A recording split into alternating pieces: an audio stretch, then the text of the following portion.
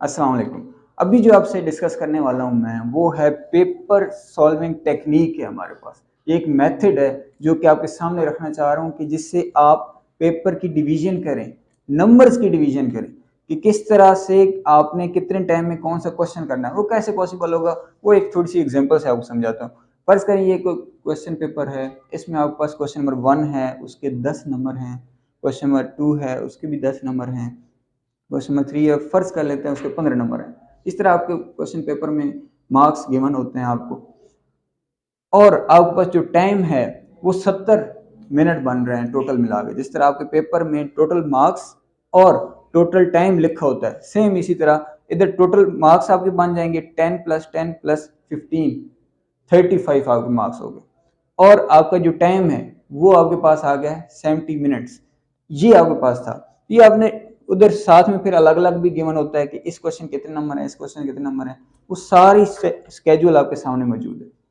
अब इसका एक फार्मूला है टाइम डिवीजन का, तो ये आप थोड़ा सा ज़हन में रखेंगे तो आपको टाइम डिवाइड करना आ जाएगा कि टाइम डिवाइड कैसे करना है। एक क्वेश्चन पे कितना आपने टाइम लगाना है, और लॉन्ग पे कितना टाइम लगाना है, शॉर्ट पे कितना टाइम लगाना है, वो सारा इस फार्मूले से क्लियर होगा।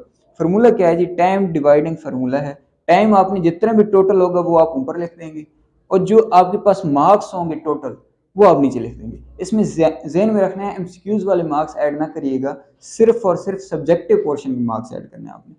अच्छा, टाइम आपने ऊपर रखा, टाइम आपके पास था 70 मिनट्स, और मार्क्स आपके पास आ गए जी टोटल 35।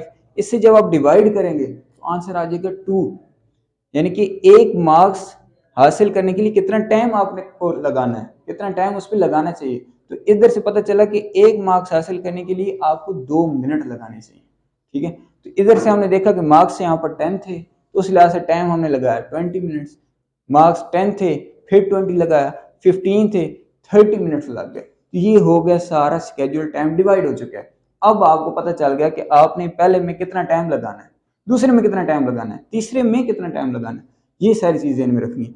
इसके साथ एक और चीज़ ध्यान में रखिएगा कि अगर आपका टाइम अप हो गया है तो फिर आपने मजीद उस पर टाइम नहीं लगाना। कोशिश करनी है इसी टाइम के अंदर ही आपके क्वेश्चन शुरू और ख़त्म हो जाना चाहिए, इससे ज़्यादा नहीं लगना चाहिए। जैसे ही टाइम कंप्लीट हो आप उधर से क्लोज कर दें, नेक्स्ट क्वेश्चन फ़ौरन से शुरू कर लें। ये एडवाइस ज़हन में रखनी है आपने। आपके ज़्यादा नंबर लाने का फार्मूला है ये। कैसे ज़्यादा नंबर आएंगे इसी को मैं अब एक्सप्लेन करता हूँ। एक स्टूडेंट है ए, ये अपना टाइम डिवाइड नहीं करता।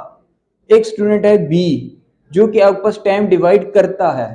अब जिसने डिवाइड नहीं किया उसको एक क्वेश्चन अच्छा आता था, उसने लिखना शुरू किया, बड़ा बना बना के हेडिंग्स दे के डिटेल के साथ लिखा। उसने क्वेश्चन 1 पे 35 मिनट लगा दिए, खूबसूरत लिखा, बड़ा जबरदस्त। उसने क्वेश्चन नंबर 2 अटेम्प्ट किया, उसमें उसने फिर 35 मिनट लगा दिए। दूसरा भी उसने बड़ा अच्छा लिखा, लेकिन बड़ा अच्छा लिखने के साथ साथ अब उसने एक सबसे बड़ी मिस्टेक कर दी है कि उसने जब टाइम देखा तीसरे क्वेश्चन के लिए, उसको आता था लेकिन उसके बावजूद अब वो परेशान है क्योंकि टाइम 0 मिनट बच चुका है, अब उसके पास टाइम नहीं है। तो उस ज्यादा से ज्यादा मार्क्स गेन भी करेगा। तो देखिए उसने यहां से 15 नंबर का लॉस स्ट्रेट फॉरवर्ड कर दिए, बड़ा लॉस कर दिया। यहाँ से 20 में से वो मैक्सिमम मार्क्स भी ले तो 20 से ज़्यादा नहीं ले सकेगा। तो उसने कितना ज़्यादा एडवांस में लॉस कर दिए, टाइम ना डिवाइड करने का सबसे बड़ा नुकसान।